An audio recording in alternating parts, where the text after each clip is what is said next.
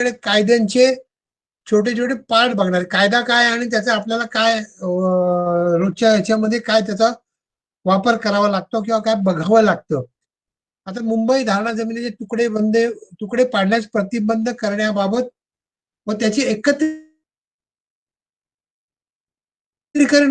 त्याच्यामध्ये कलम 8 मध्ये दिलेलं आहे की कोणत्याही स्थानिक क्षेत्रातला कोणत्याही जमिनीचे हस्तांतर किंवा विभाजन, हस्तांतर म्हणजे ट्रान्सफर विकणे किंवा विभाजन म्हणजे त्याचे तुकडे करणे, हे तुकडा निर्माण होईल अशा रीतीने करता कामा नये. मग त्याला किती लिमिट ठेवायची तर ते खाली दिलेलं आहे आपल्याकडं. आणि ज्या गावी गटवारी लागू झालेली आहे त्या गावी तुम्हाला 7-12च्या ऐवजी त्याचे गट नंबर दिलेले असतात, म्हणजे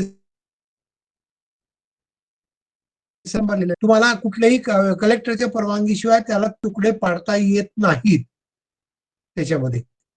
आता त्याच्यामध्ये त्यांनी दिलेले की खालील क्षेत्रापेक्षा कमी तुकडे पाडता येत नाहीत. म्हणजे 12 बागायती क्षेत्र असेल तर 10 आरचा तुकडा पाडता येतो. 8 बागायती क्षेत्र असेल म्हणजे पीक पाण्यावर अवलंबून आहे. 8 बागायती क्षेत्र असेल तर त्याचे 20 आर पेक्षा कमी तुकडा पाडता येत नाही. आणि जिरायती क्षेत्र असेल तर 40 आर पेक्षा त्याचा तुकडा पाडता येत नाही. म्हणजे बागायती शेतकरी त्याच्याकडे बागायती क्षेत्र 1 एकरचं म्हणजे 40 आरचं 10-20 वर्षापासून ऊस लावून किंवा 12 महिने पाण्यावर होतं, तर त्या 4 मुलांना त्याचं स्वतंत्र क्षेत्र करून द्यायचंय. पण ते बागायती असल्यामुळे 10 आरचा क्षेत्राचा तुकडा पाडता येतो किंवा त्याच्यातली 10 आर जमीन त्याला विकता येईल तेवढा तुकडा करून. मग तो काय करतो की तो त्याच्या नियमाप्रमाणे संपूर्ण जमिनीची मोजणी करतो, विभाजन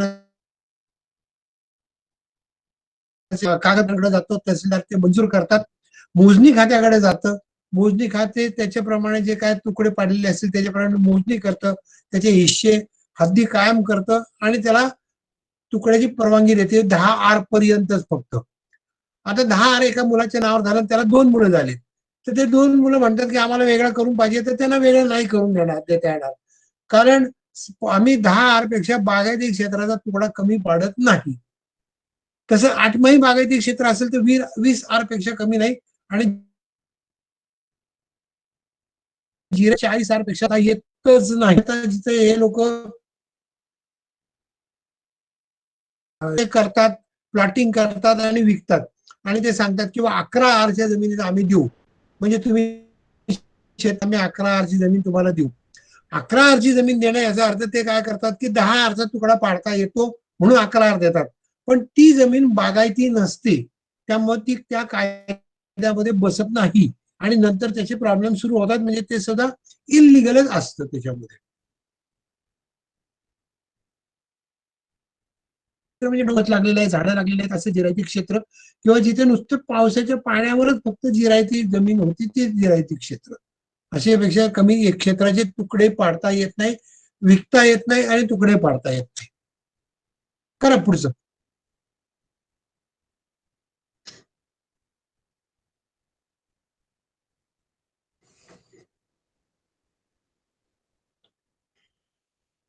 प्रणव पुढचं कर. हा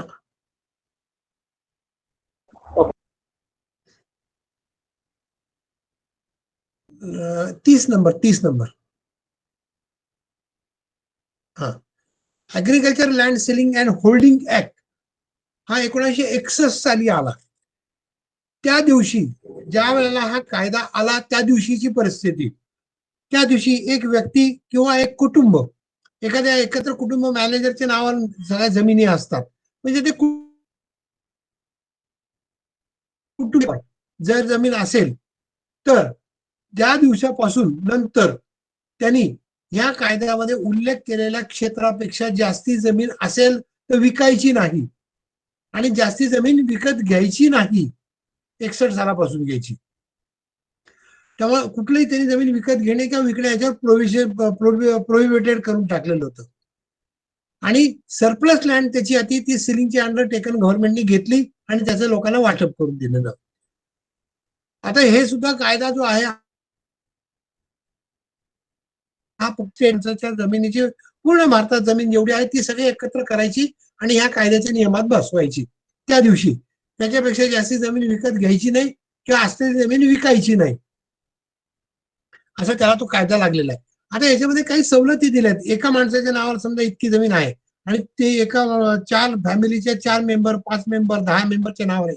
मग त्याला त्या पर्सेंटेज वाईज प्रमाणे त्यांनी थोडं थोडं जास्ती टक्केवारी त्याच्यामध्ये दिली, की ह्याच्यात 100% असेल काय, 10 एकर 6%, 40% जास्त, असं काही काही त्याला कायदे दिलेला आहे. हा कायदा तसा खूप कॉम्प्लिकेटेड आहे. त्यामुळे ह्या कायद्याचे सगळे कागदपत्र आपण काढायचे आणि त्याच्या संदर्भात त्या वकील असतात त्या वकिलांची जाऊन त्याचे डिस्कस करायचं आणि त्यांची माहिती घ्यायची आणि मग पुढं काम करायचं. पुढचं करा आता प्रणव.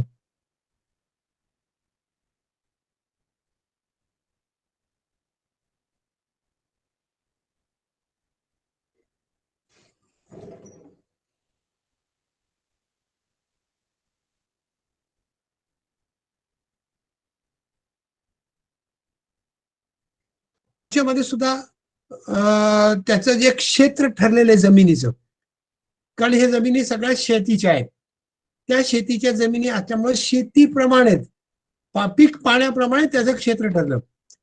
तर ते किती एरिया ठरलाय काय ठरलंय त्यांनी सांगितलं. Land with assure water supply of two crops जे असतील, 2 वेळेला क्रॉप घेता येईल, पाणी आहे, अश्युअर पाणी आहे, अशा ठिकाणी म्हणजे बागायती जमीन ती 7 हेक्टर 28 तो माणूस होल्ड करू शकतो. त्याच्यापेक्षा जास्ती त्या दिवशी असेल तर त्यांनी ती विकायची नाही आणि जास्ती घ्यायची नाही. वन ॲश्युअर्ड सप्लाय वॉटर ती जी असेल तर ती 27 एकर, अनॲश्युअर्ड वॉटर सप्लाय असेल तर 36 एकर, आणि ड्राय क्रॉप लँड म्हणजे डोंगर उताराची जमीन तिथं काही पिकत नाही असे असेल तर 54 एकर. पण यात सगळ्याचं मिळून बेरीज करून नाही घ्यायची, 18 अधिक 27 असं नाही, तर त्याचं प्रत्येकाचं पर्सेंटेज दिलेलं आहे. तुमच्याकडे बागायती इतकी असेल तर बागायती तुम्हाला 5 एकर ठेवता येईल. तुम्हाला दिलेलं आहे, प्रेफरन्स दिलेला होता की तुम्हाला कुठली ठेवायची ठेवा, बागायती ठेवता, बागायती तुम्हाला 18 एकर देऊ, बागायती तुमच्याकडे 5 एकर आहे, तुम्ही 5 एकर घ्या, त्याच्या दुसरी एक पाण्यावर होणारी 10 एकर घ्या, असं काय जे असेल ते नियमाप्रमाणे त्यांना करून दिलं. म्हणजे याचा अर्थ असा की साधारण तुम्ही ड्राय क्रॉप लँड इतर जी जमिनी आहेत ती 54 एकरापेक्षा जास्ती जमीन होल्ड करू शकत नाही. 54 एकरामध्ये तुम्ही जमीन तुमच्याकडे जास्तीत तेवढी घेऊ शकता शेतीची जमीन, बिगर पीक पाण्याची जमीन 10 एकर बिनशेतीसाठी वापरली म्हणजे ती शेतीतून बिनशेती झाली, तर मला परत 10 एकर जमीन शेतीची विकत घेता येईल, असं त्याचा तो नियम आहे. तो नियम सगळे बघायला लागतील, त्या वकिलाकडे जावं लागतं आणि बघावं लागतं आपल्याला. करा पुढचं कर. अर्बन लँड सिलिंग ऍक्ट हा 1976 साली आला. 76 साली आल्यानंतर अंडर सेक्शन 6(1) मध्ये त्यांनी काय दिलं, तो पुणे, नाशिक आणि त्याच्यातल्या विशिष्ट एरियामध्ये तो लागू झाला, की अर्बन लँड तुम्ही किती होल्ड केलेली आहे त्याच्यावर हा कायदा लागू झाला. मग त्या एरियामध्ये ज्यांनी ज्यांनी अर्बन लँड मोकळे जमीन त्यांनी ज्या होल्ड केलेली होती त्यांना सेक्शन 6(1) प्रमाणे हे करावं लागत होतं, रिटर्न दाखल करावं लागत होतं त्या तारखेला 76 साली, की बा माझ्याकडं पुण्यामध्ये त्यांच्या नियमाप्रमाणे मी 1000 स्क्वेअर मीटर जमीन होल्ड करू शकतो आणि मग माझ्याकडे स्क्वेअर मीटर जमीन होती, तर मला त्याचं 5000 स्क्वेअर मीटरचं त्यांच्याकडं रिटर्न दाखल करायला लागलं होतं, की माझ्याकडे एवढी एवढी जमीन आहे ही माहिती तुम्हाला सरकारला द्यावी लागली होती. त्याच्यानंतर अंडर सेक्शन 20 मध्ये त्याच्यामधली तुम्हाला 1000 स्क्वेअर मीटर जमीन कोणती आहे ती तुम्ही जी तुम्हाला पाहिजे ती तुम्ही ठेवून घेऊ शकता आणि उरलेली 4000 स्क्वेअर मीटर सरकारला तुम्ही द्यावी लागेल, असं ते होतं. म्हणजे त्याला पॉवर ऑफ एक्झाम दिलं होतं केलं. तर त्याच्यामध्ये त्यांनी काय केलं, मुंबई पुण्यामध्ये 1000, नाशिक मध्ये 2000 स्क्वेअर, त्याच्यामध्ये अंडर अजून त्यांनी दिलं तळेगाव दाभाडे स्कीम म्हणतात. तर त्याच्यामध्ये त्यांनी गेल्या बऱ्याच लोकांकडे मोठ्या जमिनी होत्या, ते म्हणले की आम्ही या जमिनीमध्ये फ्लॅट बांधू आणि विकू किंवा प्लॉटिंग करू आणि विकू. पण त्यांना ते रिस्ट्रिक्शन घातले की फ्लॅट बांधा तुम्ही 25 स्क्वेअर मीटर, 40 स्क्वेअर मीटर,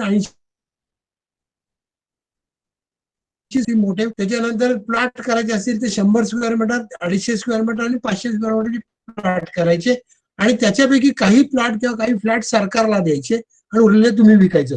असा तो कायदा होता. एक्झम्पशनचे सगळे जे नियम होते. आता हा 10 वर्षापूर्वी कायदा पूर्णपणे रद्द झाला. म्हणजे आज मी पुण्यामध्ये 1000 स्क्वेअर मीटर, 2000, 3000 किती जमीन विकत घेऊ शकतो रेसिडेन्शियल झोन मधली. मला कायदा लागू नाही.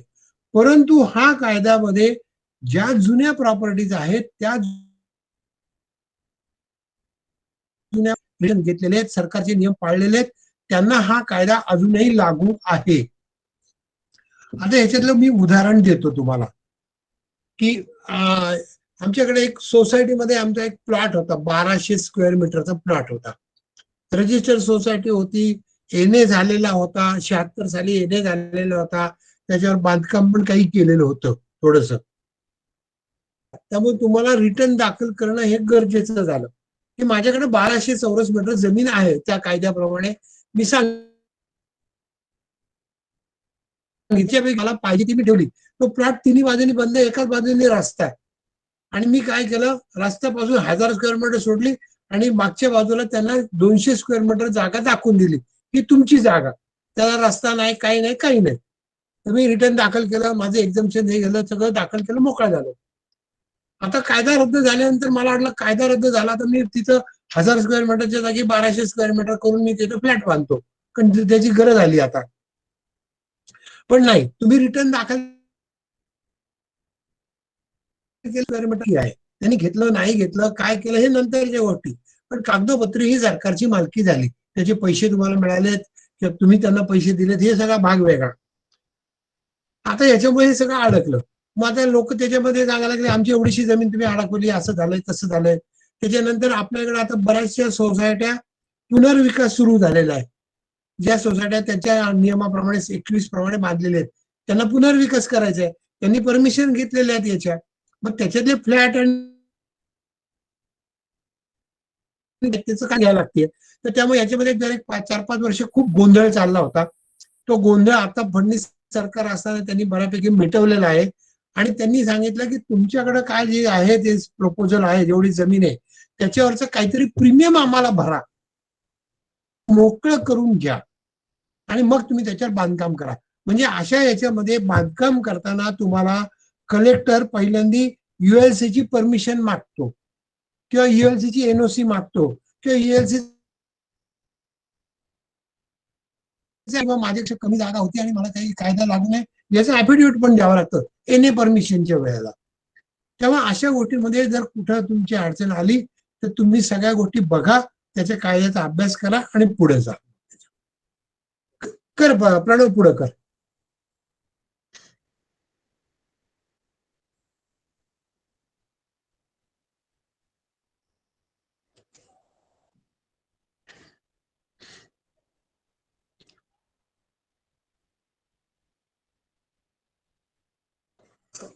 हॅलो प्रणव. हा, महाराष्ट्र खाजगी वने संपादन नियम 1975 साली. भारतामध्ये पूर्वी खाजगी वन होती, खाजगी मालकीची वन होती. म्हणजे डोंगरचे डोंगर 200 एकर, 300 एकर, 500 एकर असे जंगलचे जंगल खाजगी मालकीची होती. 75 साली सेंट्रल गव्हर्नमेंटने एक कायदा काढला आणि त्या कायद्याप्रमाणे संपूर्ण जंगल जप्त करून त्यांची जंगल जप्त करून टाकली सगळ्यांची. आता त्याच्यामध्ये काय केलं की काही त्याच्यामध्ये छोटे लोक होते, काही होते, त्यांना बिगर शेतकरी होऊ नये म्हणून आणि त्यांच्या उपजीविकेचे साधन जाऊ नये म्हणून मूळ मालकाला 12 हेक्टर जमीन दिली, स्टोर करून दिली. जमीन सगळी त्याची जप्त केली. तर आवाज कट होतोय तुमचा. आवाज कट होतोय, मग काय करू देत आता मी.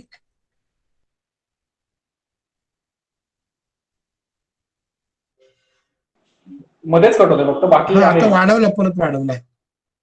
आता जमीन त्यांनी संपूर्ण जंगल जप्त करून टाकले आणि 12 एकर जमीन त्याच्यापैकी त्याला रिस्टोर करून दिली. 12 एकरापर्यंत.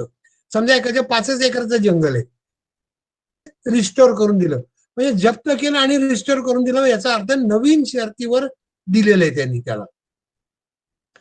तर त्या ज्यावेळेला ते ऑर्डर झाल्या, जप्तीची ऑर्डर झाल्या, रिस्टोरेशन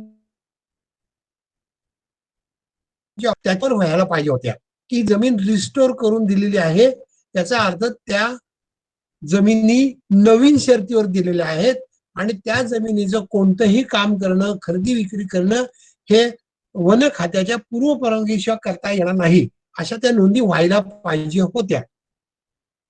त्या व्हायला पाहिजे होत्या, पण त्या झाल्या नाहीत. त्यामुळं अशा ज्या रिस्टोर झालेल्या जमिनी आहेत त्याच्या खरेदी विक्री झाली, कारण त्या जमिनीला वन खात्याने दिलं की ह्या जमिनी आमच्या अखत्यारीमध्ये येत नाही असं एनओसी दिली,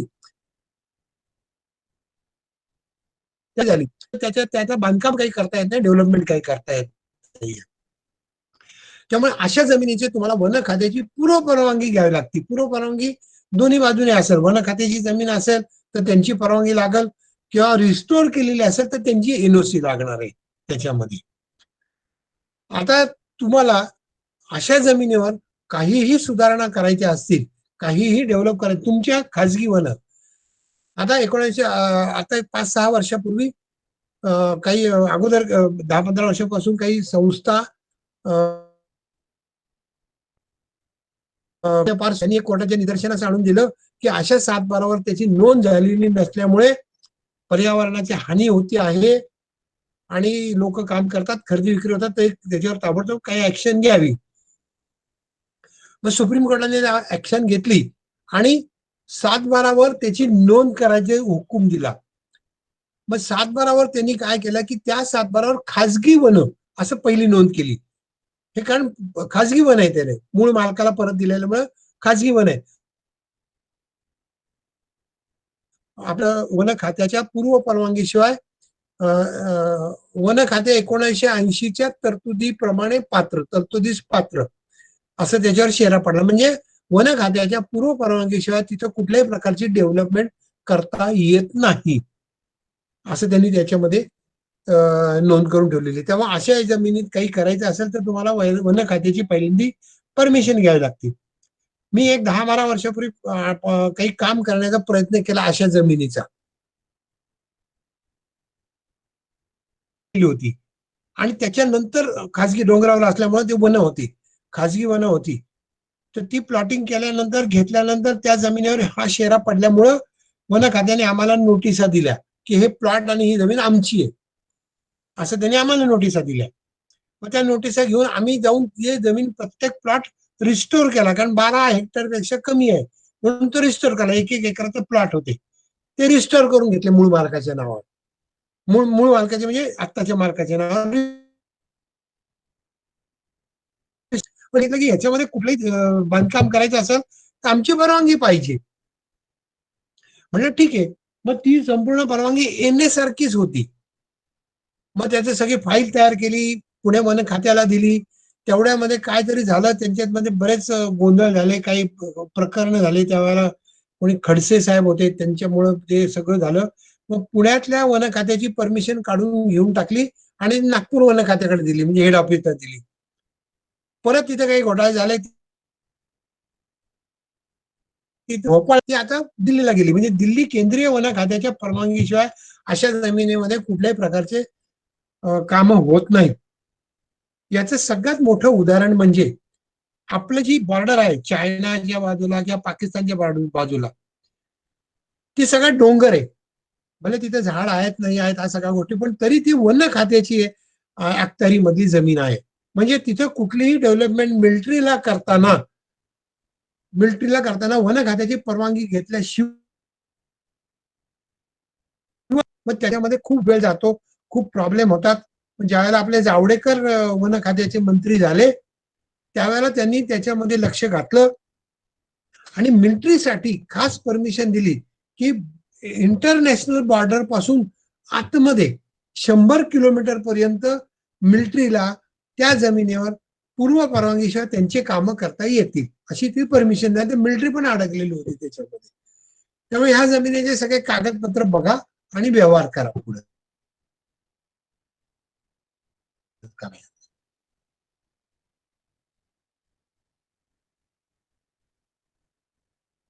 आता रेसिडेन्शियल प्लॉट येणे लेआउट, आपण लेआउट कसा असतो ते बघणार आहे कायद्याप्रमाणे. बिगर जे कायद्याप्रमाणे करतात वगैरे ते काय आपल्याला फारसे उपयोग नाही किंवा त्याच्यामध्ये आपण काहीच करू शकत नाही. आपण लेआउट मधला एखादा प्लॉट जर विकत घेत असेल तर आपल्याला काय मिळतं पहिल्यांदा,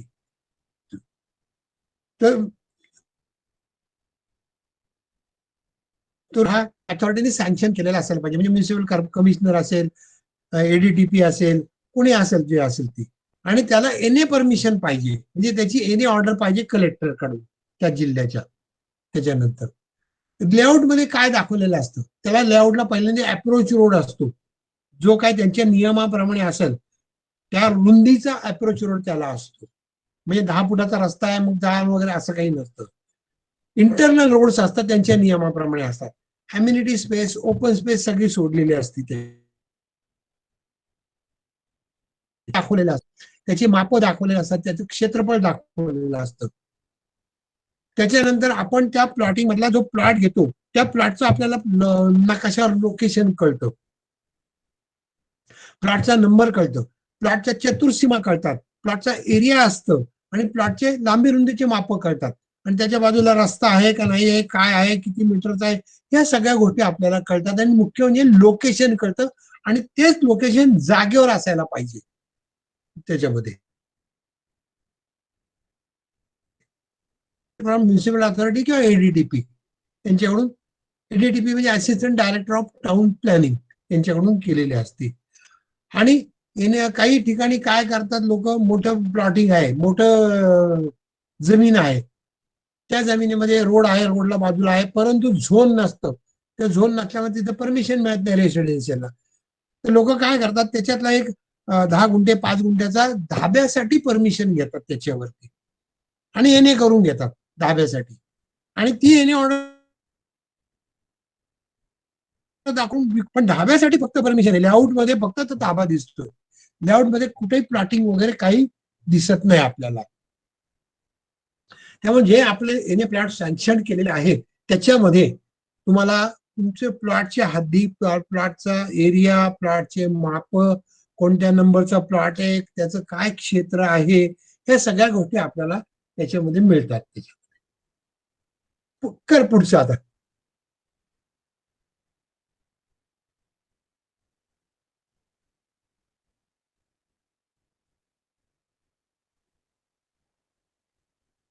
मला अगोदर कोणीतरी प्रश्न विचारला होता एकदा आपल्या ह्याच्यामध्ये प्लॉटिंगच्या संदर्भामध्ये. आता हा लेआउटचा नकाशा सँक्शन बाय टाउन प्लॅनिंग म्हणा, गव्हर्नमेंट म्हणा, कॉर्पोरेशन म्हणा, विभागीय अधिकारी, जे काय असेल ते, ह्या सँक्शन प्लॅन, आता हा पूर्ण मोठा आहे, तुम्ही जर तुमच्या कॉम्प्युटरवर मोठा ओपन केला तर पूर्ण दिसतोय. याच्यामध्ये पहिल्यांदा आपल्याला लोकेशन मॅप दिसतोय. आता इथं गावठाण आहे आणि त्याच्या शेजारी 263 नंबरचा सर्वे नंबरचा तो प्लॉट आहे, त्याला डार्क केलेला आहे. त्याच्यामध्ये रस्ता आहे, गावठाणाचा रस्ता आहे, त्या रस्त्याला त्याच्यामध्ये त्यांनी प्लॉटिंग केलं. आता प्लॉटिंग करताना, गव्हर्नमेंट सँक्शन प्लॉटिंग करताना पहिल्यांदी प्रोसिजर काय आहे, तर पहिल्यांदा तुम्ही तुमच्या जमिनीची पूर्ण मोजणी करून घ्यायची, पूर्ण जमिनीची, म्हणजे त्याला हद्द कायमची मोजणी म्हणतात, म्हणजे ज्याच्यामध्ये क्षेत्रफळ आणि हद्दी ह्या दोन्ही कायम केले जातं सातबाराप्रमाणे आणि अशाप्रमाणे. ते कायम केल्यानंतर त्याच्यामध्ये तुमचा आर्किटेक्ट लेआउट तयार करतो. तुम्हाला पाहिजे तसं लेआउट बनवा, किती प्लॉटचे साईज पाहिजेत वगैरे हे सगळं त्यांच्या नियमाप्रमाणे तुम्ही बनवू शकता त्याच्यामध्ये. त्याच्यानंतर त्याच्यात पहिल्यांदा अम्युनिटी स्पेस सोडावी लागते, 15% अम्युनिटी स्पेस सोडावी लागते, कुठेही सोडा.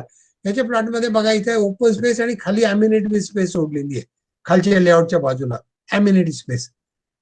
त्याच्यानंतर 10% ओपन स्पेस सोडावं लागते, ती नकाशामध्ये डावीकडे सोडलेली ओपन स्पेस. ह्या ओपन स्पेस मध्ये तुम्हाला बांधकाम करता येत नाही, ओपन स्पेस मध्ये बांधकाम करता येत नाही. अम्युनिटी स्पेसमध्ये त्यांच्या नियमाप्रमाणे त्या प्लॉटिंगला लागणारं बांधकाम करता येतं. म्हणजे उदाहरणार्थ तिथं काही दुकानं बांधता येतात, एखादा हॉल बांधता येतो, त्या दुकानं लोकांना लागतं, सायकलचं दुकान लागतं, किराणा मालाचं दुकान लागतं, त्याच्यासाठी ती अम्युनिटी स्पेस असते.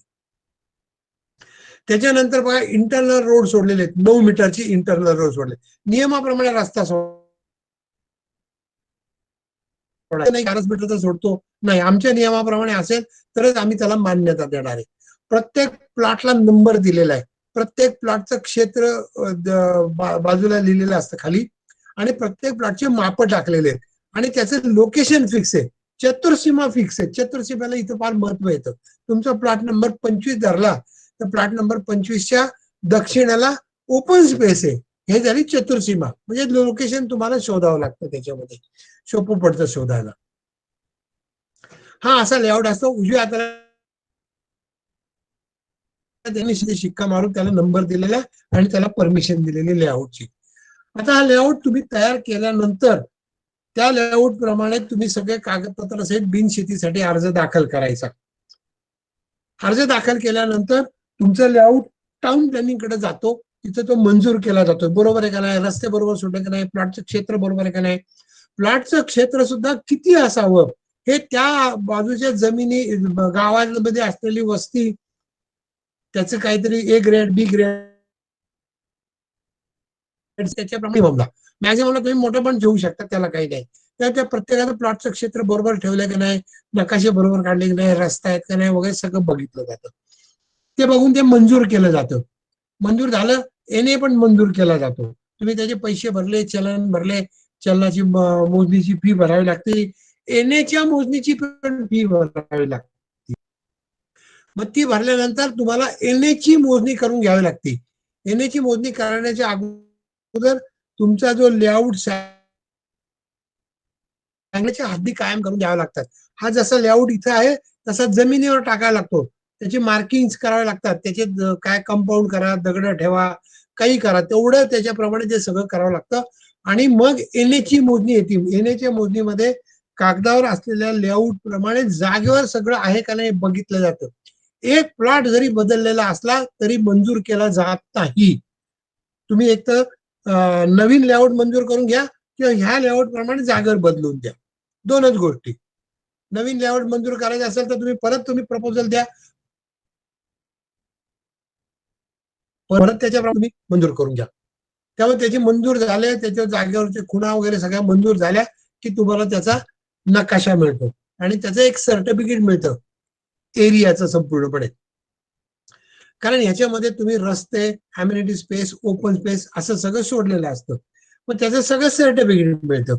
मग ते सगळं सर्टिफिकेट घेऊन तुम्ही तहसीलदारांकडे गेले की तहसीलदारांना सांगायचं की मी ह्याच्यामध्ये सँक्शन लेआउट केलाय, जागेवरची मोजणी आहे, सगळं बरोबर आहे, इथे एरिया स्टेटमेंट दिलेलं आहे बघा नकाशाच्या खाली. त्या एरियामध्ये सगळं असतं, प्लॉट नंबर 1 त्याचं क्षेत्र, प्लॉट नंबर 2 याचं क्षेत्र, त्याची टोटल, मग त्याच्यानंतर अम्युनिटी स्पेसचं क्षेत्र, ओपन स्पेसचं क्षेत्र, रस्त्यांचे टोटल क्षेत्र, हे सगळं करून तुमचे 7/12ला मॅच केलेलं आहे. त्याचे स्वतंत्र 7/12 करून द्या असं तुम्ही त्यांना मागणं मागतात. मग ते सगळं बघतात, मोजणी झालेली आहे, मोजणीचा अधिकार ऑर्डर पण मिळालेली आहे आणि त्याच्याप्रमाणे तुम्हाला त्याचे स्वतंत्र 7/12 करून दिले जातात. सर्वे नंबर तोच राहतोय, सर्वे नंबर 100चा, प्लॉट नंबर 1, क्षेत्र 300 चौरस मीटर आणि त्याला खाली लिहिलेलं आहे बिनशेती आणि त्याचा टॅक्स लावलेला 10 रुपये, 20 रुपये, 25 रुपये. प्लॉट नंबर 2, क्षेत्र 2000 चौरस मीटर, प्लॉट नंबर 3 500 चौरस मीटर, जे काय असेल त्याच्याप्रमाणे त्याचं सगळं तयार होतं स्वतंत्र, आणि मग तुम्हाला त्याच्याप्रमाणे ह्याच्या मोजणीप्रमाणे बांधकाम करता येतं. हे झालं प्रोसिजर आपलं. आता एनएसाठी जेव्हा तुम्ही अर्ज करता तिथे आपण बघितलं 263ला जमिनीला खालून रस्ता आहे, त्याच्यानंतर त्याच्या वरती जो आहे 283 तो पण याच्यामध्ये समजा आर झोन मध्ये आहे, त्याला जायला वरती रस्ता नाहीये, मागच्या बाजूने पण रस्ता नाही, तो पण आर झोन मध्ये आहे. तर तुमचा रस्ता आहे तर तुम्हाला येणे करून घेताना मागच्या माणसाला आपल्याला रस्त्याची रुंदी त्या रस्त्याच्या लांबीवर अवलंबून राहणार आहे. किती लांबीचा 1 किलोमीटर आहे का 2 किलोमीटर आहे असं आम्ही डेव्हलपमेंट प्लॅन मध्ये टाकणार. त्याप्रमाणे तुमचा रस्ता तुम्हाला तुमच्या जागेमधून तुमच्या खर्चाने सोडावा लागतो. त्याचं कोणतंही कॉम्पेन्सेशन मिळणार नाही, तरच आम्ही याला मंजुरी देऊ. त्याच्याऐवजी उलट 283 ला करायचंय, 263 वाला म्हणतो की मला नाही काय करायचं. पण 283 वाल्याला आमच्या नियमाप्रमाणे जो रस्ता त्याच्या पूर्ण कागदपत्र सगळे दाखवायचे, ते आम्ही मंजूर करून घेणार आणि मगच 283 वाल्याला आम्ही परमिशन देणार. पण त्याने रस्ता कुठूनही घेऊ द्यात, त्याच्या आमच्या नियमाप्रमाणे पाहिजे. त्याचा नियम अगदी ढोबळ मानाने असा आहे की आता नवीन इथे तर इंटरनल रोड सुद्धा 9 मीटरचा आहे. त्यामुळे बाहेरचा रस्ता हा कमीत कमी 12 मीटरचा ठेवावा लागतो. त्यामुळे 12 मीटर ही रुंदी आहे. 12 मीटरची रुंदी 1 किलोमीटर पर्यंत असेल, समजा तो रस्ता 1 किलोमीटर जाणार असेल. पण 2 किलोमीटर जाणार असेल तर त्याची रस्त्याची रुंदी लगेच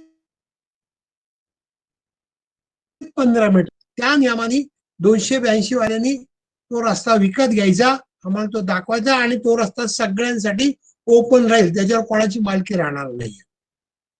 त्यामुळे हे गोष्टी कायम लक्षात ठेवा. आपल्याला इथे 263 वाल्याला त्याचा रस्ता म्हणून परमिशन मिळाली तरी मागच्या लोकांना जायला त्याला रस्ता सोडावाच लागेल त्याच्यामध्ये. त्याच्यानंतर दोन आणखीन एक नियम आणखीन मी तुम्हाला सांगतो.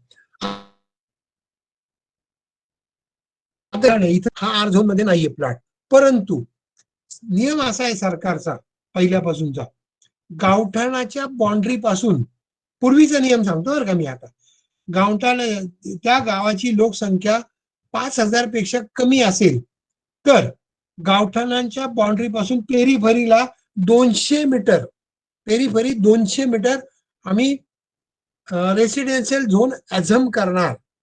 रेसिडेन्शियल झोन ऍझम करणार, शेती झोन असला तरी सुद्धा नाशन देणार तिथं रेसिडेन्शियल करण्यासाठी.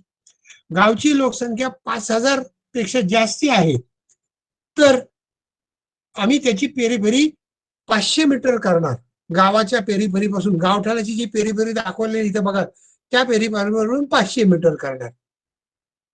हा सुद्धा 500 मीटर मध्ये आला म्हणून ही परमिशन मिळालेली. झोन अप्रूव्ह करणार आणि देणार. ही झाली पूर्वीची. त्याच्यानंतर चव्हाण साहेब मुख्यमंत्री किलोमीटर केली, गावाच्या पासून पेरीफेरी पासून 2 किलोमीटर अंतरावर. परंतु त्याच्यामध्ये काहीतरी वादविवाद झाले वगैरे, पण ती नंतर 1 किलोमीटर पर्यंत आणली. आणि 1 किलोमीटर पर्यंत आणल्यानंतर जरी तुम्हाला ते रेसिडेन्शियल झोन म्हणलं आम्ही मान्य करू, तर तुम्हाला काहीतरी प्रीमियम सरकारला भरावा लागतो, मग आम्ही तुमचे नकाशे वगैरे सगळे मान्य करणार. तर 1 किलोमीटर पेरीफेरीप्रमाणे सर्व झोन हा आम्ही रहिवास झोन ऍझम करू, बदलणार नाही त्याच्यामध्ये. या प्लॉटिंग मध्ये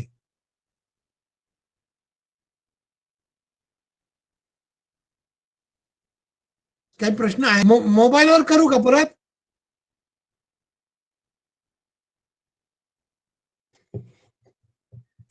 हॅलो रवींद्रजी. हा सर बोला. अच्छा, मला हे विचारायचं होतं, हे जे कन्सॉलिडेशन ऍक्ट आहेत, is it applicable on R zone plots also?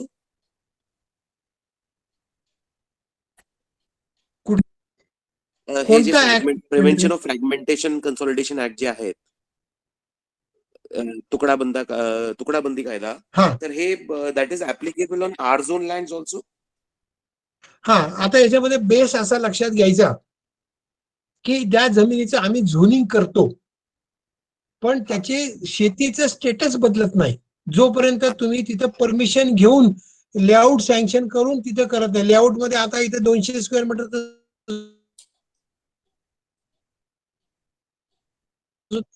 Zone बदलला म्हणजे आम्ही शेतीचं स्टेटस बदललेलं नाही, आम्ही फक्त परमिशन देऊ शकतो.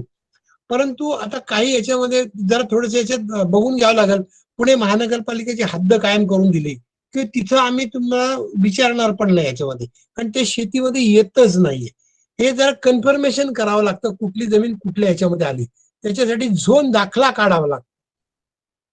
तसं हे म्युनिसिपल काउन्सिल जे लिमिट्स मध्ये असतात त्यातमध्ये सुद्धा ऍप्लिकेबिलिटी हा. नाहीयेत ना ह्या लॉची? सॉरी. आणि आहे ऍप्लिकेशन, पण म्युनिसिपल कॉर्पोरेशनच्या हद्दीमध्ये काही आहे आणि काही एरियाला नाहीये. अच्छा अच्छा सर. जिथं स्टेटस बदललं नाहीये तिथं नाहीये.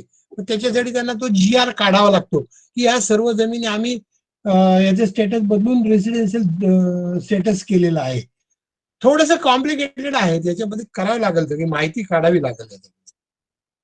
सर मधी गव्हर्नमेंटचं काहीतरी नोटिफिकेशन आलं होतं की आर झोन असेल तर हा. We will consider that fragmentation act will अजून नॉट तरी बी नाही करत ऍप्लिकेबल. नाही, तुम्ही म्हणता ते चाललं होतं पण अजून करत नाहीयेत, ते केलेलं हा. नाहीये अजून. तर ते एखादं अच्छा तसं नोटिफिकेशन बघायला पाहिजे किंवा मिळवायला पाहिजे. आता त्याच्यावरच आपल्याला ते अच्छा फायनल सर. करता येईल ते. हा हा ओके ओके सर. ओके हा थँक्यू हा. Thank you sir. Okay okay.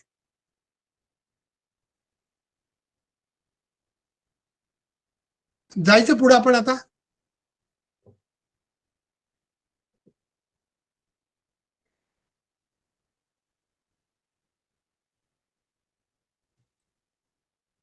Form हाऊसचे जरी प्लॉट असतात, आपण जाहिरात येताना आम्ही फार्म हाऊसचा प्लॉट देतो 11 गुंठ्याचा, अमकं करतो, ते जर सरकारची मान्यता नाहीये त्याला. फार्म हाऊसचे पण नियम आहेत, बेसिक नियम फार्म हाऊसचे तुम्हाला मी सांगतो. ए झोन सिटी म्हणजे उदाहरणार्थ पुणे, मुंबई, काय ठाणे असेल तर यांच्या शहराच्या हद्दीपासून 8 किलोमीटर हद्दीच्या बाहेर, म्हणजे पुण्याची जी हद्द आहे ती हद्द धरायची, तिथून 8 किलोमीटर आम्ही तुम्हाला फार्म हाऊस साठी परमिशन देऊ.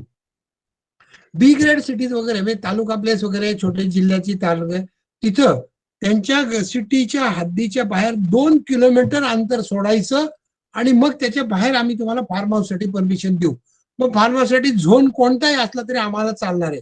शेती झोन असू द्यात, वन झोन असू द्यात, तुमची जी आता जी आपण म्हणली खाजगी वनाची जमीन असेल तरी आम्ही परमिशन देऊ, वन झोन पण असू द्यात तरी परमिशन देऊ आम्ही.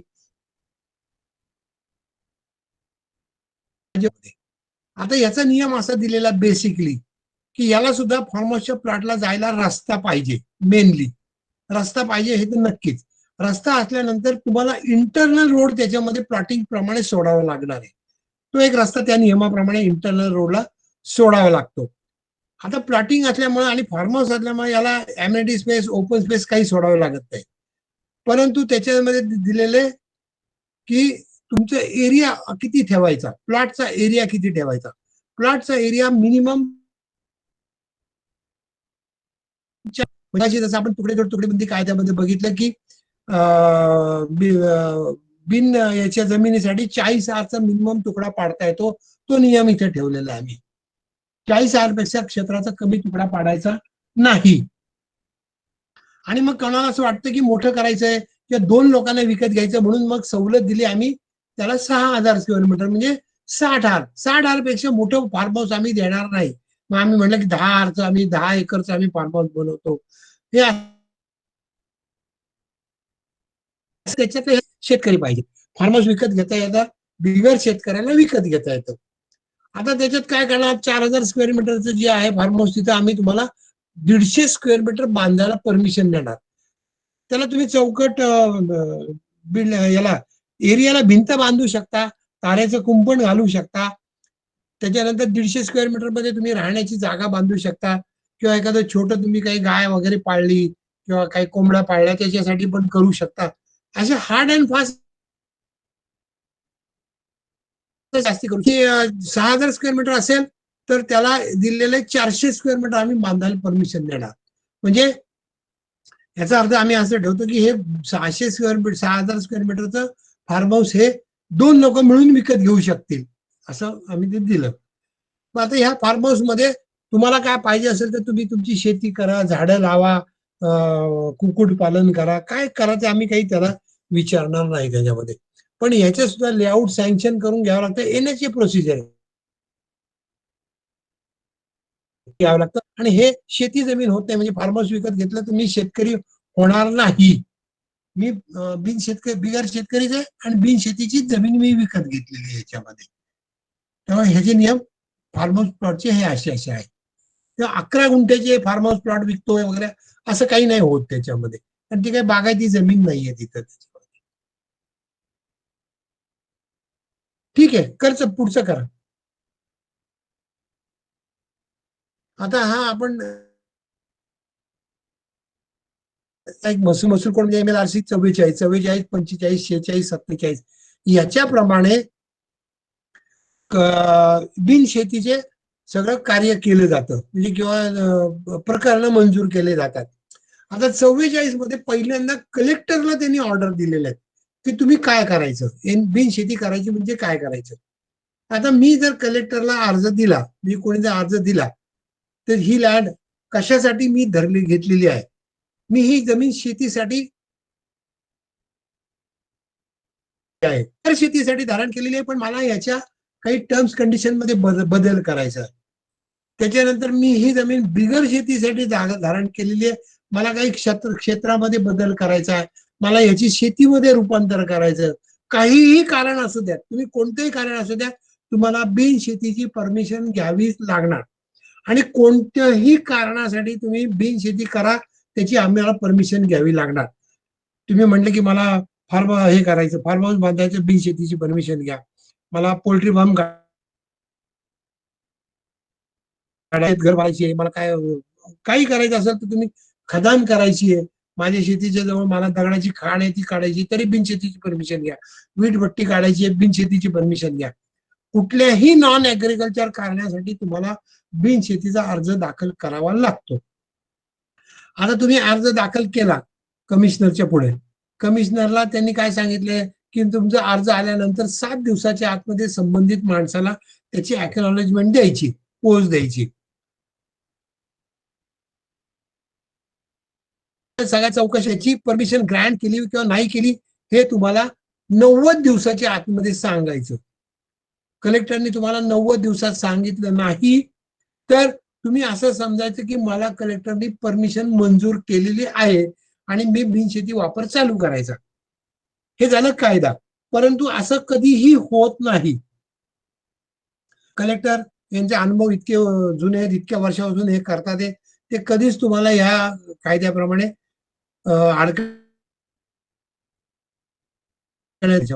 आणि येण्याची परमिशन मिळाली की त्या जमिनीचं तुम्ही सनद तयार करून घ्यायची. सनद म्हणतात त्याला. सनद म्हणजे एक contract between you and government. तुमचं कॉन्ट्रॅक्ट काय आहे की माझी अशी जमीन आहे, मी त्याला ह्या कारणासाठी बिनशेती जमीन जमीन वापरण्याची परमिशन तुम्हाला मागतो आणि माझे हे सगळे नकाशे आहेत. कलेक्टर म्हणतो की ही तुमची जमीन आहे, हे तुम्ही नकाशे दिले, आम्ही तुम्हाला या कारणासाठी परमिशन देतो आणि ह्या कंडिशन घालतो. पहिली कंडिशन काय की तुमचा टॅक्सेस लावणार आणि दरवर्षी त्याच्यावर इतका सेस लावणार, म्हणजे वेगवेगळे टॅक्सेस लावणार आणि तुम्हाला दरवर्षी इतके पैसे भरावे लागतील आणि त्याच्यानंतर दर 5 वर्षांनी आम्ही याचं रिव्हिजन करू आणि त्याच्यामध्ये बदल करू टॅक्सेस मध्ये. आणि बाकीच्या सगळ्या कंडिशन्स असतात की आमच्या पूर्व परवानगीशिवाय या जमिनीचा वापराचा बदल करायचा नाही, या जमिनीच्या मालकी हक्कात बदल करायचा नाही, या जमीन बिनशेती असेल तर शेती करायची नाही, काही करायचं नाही. आणि शेवटची एक कंडिशन असते प्रत्येक वरीलपैकी कोणत्याही अटी शर्तीचा भंग झाले असे निदर्शनास आले तर सदरील परवानगी दिलेली परवानगी आपोआप रद्द होईल. म्हणजे तुम्ही काहीतरी नियम मोडला, त्याचा भंग केला, परवानगी रद्द झाली, त्यांनी तुम्हाला नोटीस द्या, तुम्ही उत्तर द्या वगैरे काही नाही. तुम्ही भंग केला एखाद्या कायद्याचा, परवानगी रद्द झाली, म्हणजे काय दंड बिंड बसवतील ते तुम्हाला करतील. त्याच्यामध्ये करवरती आता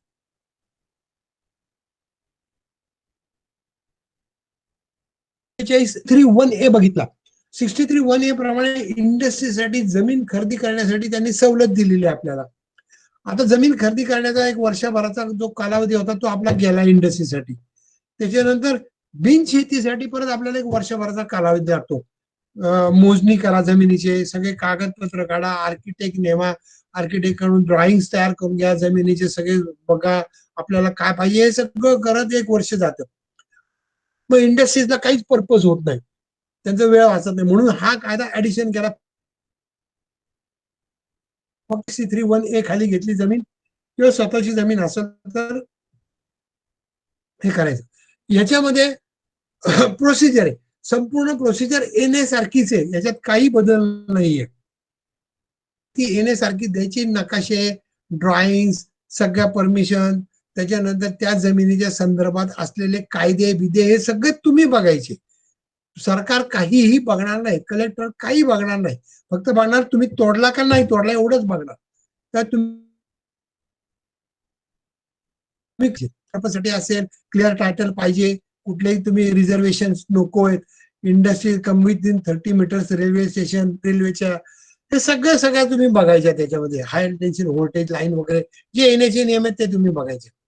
ह्याच्यामध्ये असं दिलेलं आहे तुम्हाला सवलत की तुम्ही हे सगळ्या कागदपत्राप्रमाणे आमचा एक अर्ज आहे फॉर्मॅटमध्ये, तो अर्ज आणि सगळे कागदपत्र हे आम्हाला तुम्ही बिनशेती वापर चालू केल्यापासून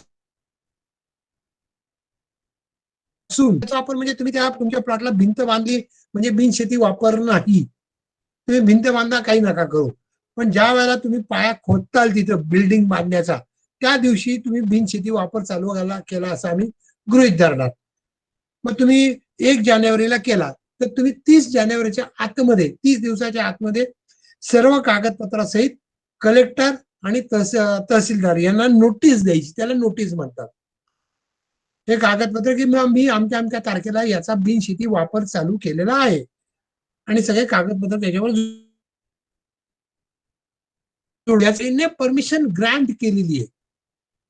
आम्ही तुमची एने परमिशन ग्रँट केली, तुमच्यावर विश्वास ठेवू आणि तुम्हाला आम्ही 5 वर्षाची मुदत दिलेली आहे की 5 वर्षामध्ये तुम्ही ही सगळी प्रोसिजर कंप्लीट करा आणि आमच्याकडे येऊन सनद घ्या तुम्ही एनेची. सवलत दिलेली आहे त्याच्यामध्ये. आता याचा बेनिफिट इंडस्ट्रीजला काय, आपण लँड ताबडतोब विकत घेऊ शकतो, एने ताबडतोब करू शकतो. हा एनेच्या आपण जी नोटीस दिलेली कलेक्टरला त्याच्या कॉपी आणि एमएससीबी पॉवर देते, म्हणजे आपलं सगळं काम झालं, याच्याप्रमाणे तुम्ही करा. आता याच्यामध्ये खाली दिलेलं आहे की याच्यामध्ये तुम्ही नोटीस दिली नाही किंवा याच्यातले कुठले कायदे मोडले तर आम्ही तुम्हाला काय सांगणार आहे,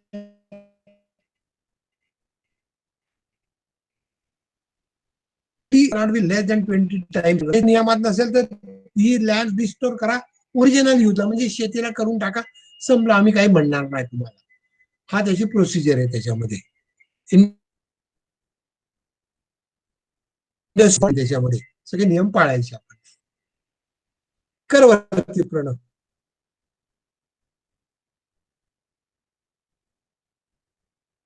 आवाज. जमीन महसूल MLRC 45, म्हणजे हे कसे याच्यामध्ये पेनल्टी विदाउट एनी परमिशन. सगळ्या आतापर्यंतच्या याच्यामध्ये मी एकच कलम एवढा बघितलेला आहे की कलेक्टरच्या पूर्व परवानगी शिवाय काही काम केलं आणि पेनल्टी लावून ते आपलं नियमित होतंय. अदरवाईज रेव्हेन्यू मध्ये हे काम करताना अगोदर परवानगी घ्या मग काम करा. याच्यामध्ये सुद्धा तसंच सोपं नाही ठेवलेलं. तर समजा माझ्याकडे एक जमीन आहे आणि मी त्या जमिनीमध्ये सर्व कायदे पाळतोय, नियम पाळतोय, सगळं करतोय, फक्त मी येण्याची परमिशन न घेता मी केलं. उदाहरणार्थ मी तिथं पोल्ट्री फार्म टाकून दिला. पोल्ट्री फार्मला पण छोट्या याला नाही, तुमचे 5-25 कोंबड्या असेल तर त्याला काही येणे लागत नाही, पण तुम्ही मोठा पोल्ट्री फार्म टाकला त्याच्या 1000, 2000, 10,000 कोंबड्या, तर त्याच्यासाठी तुम्हाला येणे परमिशन घेणं गरजेचं आहे. घेतल्यामुळं तलाठी म्हणा किंवा शेजारचा माणूस म्हणा, कलेक्टरला कळलं, कोणीही तुमच्या विरुद्ध तक्रार करतो, मग तलाठी तुम्हाला नोटीस पाठवतो 45 प्रमाणे की तुम्ही तुमच्या जमिनीचा वापर बिनशेती वापर कलेक्टरच्या पूर्व परवानगीशिवाय करतात, तर ती जमीन तुम्ही पूर्वस्थितीला आणून ठेवा, अशी ती नोटीस असते त्याच्यामध्ये. काय म्हणता की बा आर्किटेक्ट नेमले, मोजण्या केल्यात, अमुक झाले, सगळं आहे आपल्याकडे ड्रॉइंग आहे, आपण नियमाप्रमाणे एनएला मी फाईल तयार करतो आणि एनएच्या प्रोसिजर प्रमाणे फाईल दाखल करतो. त्याच्यामध्ये. तर नोटिसेप्रमाणे मी सांगतो की माझी एनए परमिशन जी आहे ती अर्ज जो असतो तो आपण एनए परमिशनला देतो आणि हा अर्ज आहे बिनशेती वापर विना परवाना नियमितकरण करून मिळण्याचा अर्ज. बिनशेती वापर विना परवाना नियमित करून करण्याचा अर्ज असं तो आपण लिहून देतो त्याला. अर्ज सगळ्यात तपासतो आणि सांगतो की बा तुमचा अर्ज बरोबर आहे, पण टाउन प्लॅनिंग कडे जातो, टाउन प्लॅनिंग आहे तुमचा मंजूर करतं आणि मग ते कलेक्टर येते. आता मग ह्या केसमध्ये तुम्हाला काय होतं, ह्या केसमध्ये पहिल्यांदा तुम्हाला नोटीस दिली. नोटीस दिल्यानंतर नोटीसची किंमत ते 300 रुपये लावतात आणि तुम्हाला मुदत देतात 1 महिना 2 महिने 3 महिने काय असेल ते. आणि त्या मुदतीला 30 रुपये रोजाप्रमाणे दंड लागतो की तुम्ही हे काढून जमीन पूर्वस्थितीला आणून ठेवण्यापर्यंत तुम्हाला रुपये नोटिसचा दंड, हा सगळा दंड द्यावा लागतो. मग कलेक्टर म्हणतो की तुमचं प्रकरण आपल्याला करायचं आहे, केलेलं आहे, तर त्याच्यामध्ये तुम्हाला कन्व्हर्जन चार्जेस, त्याच्यानंतर एनएचा टॅक्स ज्या दिवशी तुम्ही बिनशेती वापर चालू केला त्या दिवसापासून एनएचा टॅक्स तुम्हाला भरावा लागतो, त्याच्यावरचा सेस भरावा लागतो आणि त्याच्यावर तुम्ही बिनशेती वापर विना परवाना केल्याबद्दल जो काय एनएचा टॅक्स ठरेल त्याच्या 40 टाइम्स दंड भरावा लागतो तुम्हाला. म्हणजे तुम्हाला 40,000 रुपये टॅक्स भरावा लागतो. म्हणजे 300 रुपये प्लस ते 30 रुपये तुम्ही प्रकरण सादर करेपर्यंत जेवढे पैसे होतील ते आणि एनए असेसमेंटचे सगळे पैसे पहिल्या दिवसापासूनचे आणि त्याच्यावरचा टॅक्स जो काय कलेक्टर ठरवेल तो, तर कलेक्टरला त्याच्यामध्ये अधिकार आहे की 20 ते 40% तो तुमच्यावर घ्यायचा, 40 पटीमध्ये घ्यायचा. 1,000 रुपयाला 20,000 ते 40,000 रुपये याच्यामध्ये घ्यायचा आणि हे सगळे पैसे भरले की ते तुम्हाला येण्याची परमिशन देणार. सांगणार की नाही तुम्ही हे काढून टाका आणि जमीन याला आणा, शेती वापरायला आणा, आम्ही तुम्हाला परमिशन देऊ शकत नाही आणि अनधिकृत वापरायला आम्ही तुम्हाला परमिशन देऊ शकत नाही, सगळं तोडा आणि शेतीमध्ये आणून टाका असं त्याच्यामध्ये दिलेलं असतं.